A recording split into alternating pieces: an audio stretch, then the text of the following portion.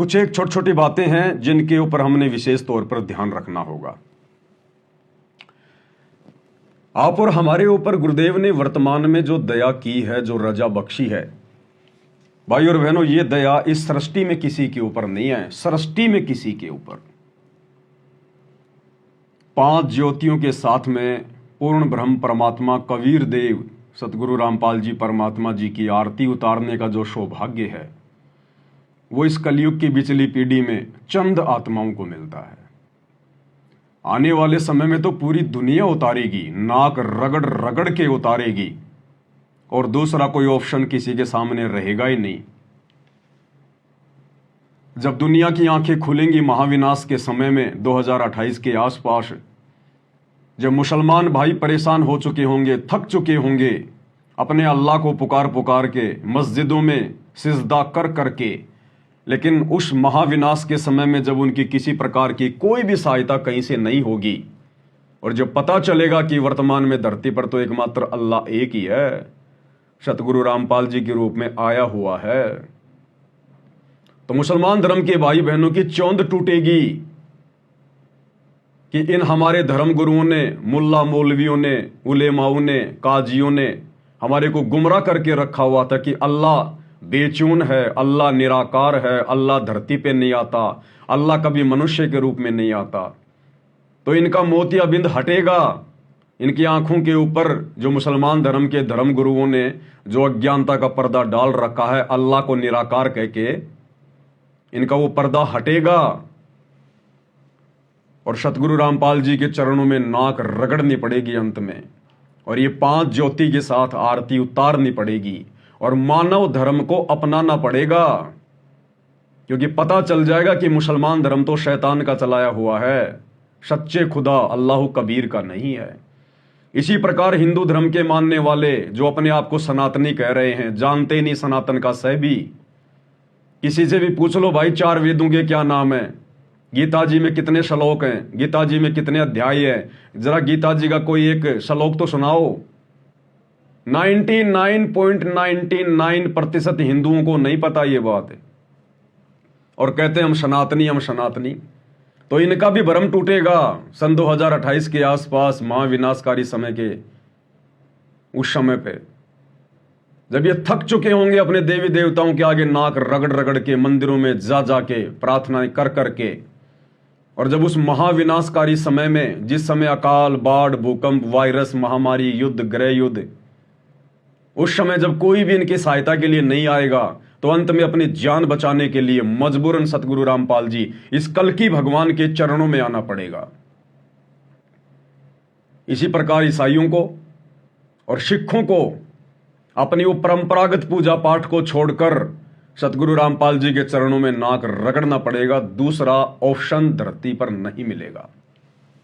परंतु आप और हमारा सौभाग्य है कि आज हम अपने गुरुदेव भगवान की परमात्मा के रूप में पहचान कर पाए, और ये पहचान उनकी विशेष रजा के बिना, उनके विशेष आशीर्वाद के बिना नहीं हो सकता।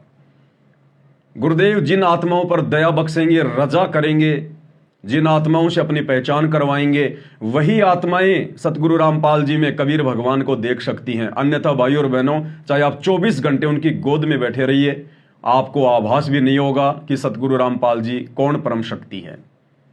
और इसका सबसे बड़ा उदाहरण है सतगुरु रामपाल जी का कलयुगी परिवार। सतगुरु रामपाल जी के बेटा बेटी, भाई बंधु, रिश्तेदार, उनकी पत्नी, उनके आड़ोसी पाड़ोसी, उनके रिश्तेदार, ये कोऑर्डिनेटर, आज ये लोग अंधकार में हैं। ये लोग सतगुरु रामपाल जी को मानुष समझते हैं। मानुष अपने जैसा मनुष्य, मां के गर्भ से जन्म लेकर आए हुआ एक आम व्यक्ति मानते हैं, और एक दाढ़ी मूछ वाली कबीर जी की समझे जाने वाली बेजुबान, मुर्दा, नकली फोटो को, जो उनके महीने में कबीर प्रकट दिवस मनाकर अपना भगवान मानकर पूज रहे हैं, इनकी बुद्धि को चोर हर ले गए। चोर, पत्थर पड़े इनकी बुद्धि पर। सतगुरु रामपाल जी की 90% संगत के बुद्धि पे पत्थर पड़े हैं। ये बुद्धि परमात्मा ने केवल अपने सत्सेवक बच्चों की खोली है, जिन्हें आज अपने गुरु में परमात्मा दिखाई दे रहा है।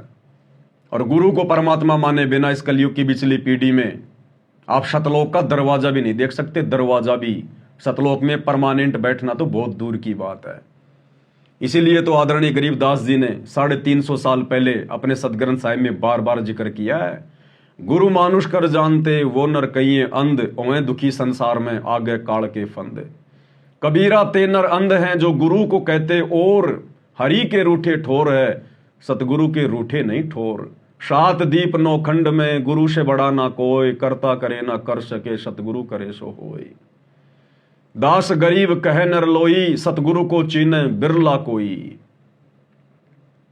कोई बिरले आत्मा होंगी जो अपने गुरु में परमात्मा के दर्शन करेंगी और हृदय से आत्मा से अपने गुरु को ही परमपिता परमेश्वर मानकर अन्य सबको अपने घर से बाहर निकालकर केवल अपने गुरु को हृदय में बैठाकर उनकी पूजा करेंगी।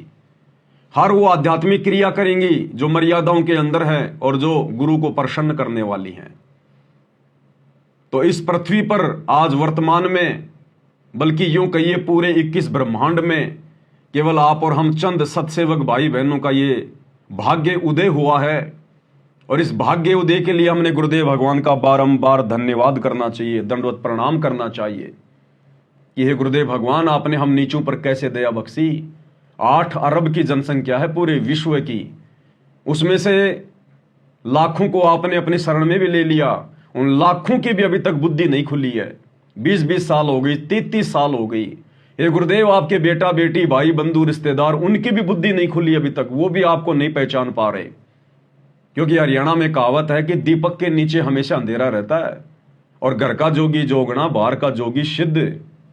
1000 किलोमीटर दूर का भगत अपने गुरु को पहचान जाएगा, अपने गुरु से डर के भक्ति करेगा, लेकिन जो गुरु के अंग संग रहते हैं, जो आसपास रहते हैं, वो गुरु को मानुष मानकर वैसा ही बर्ताव करते हैं और अंत में उनको धोखा हाथ लगता है। धोखा भाई जो गुरु बचन पे डट के, कट गे फंद 84 के, कट गे फंद 84 के, कट गे फंद 84 के।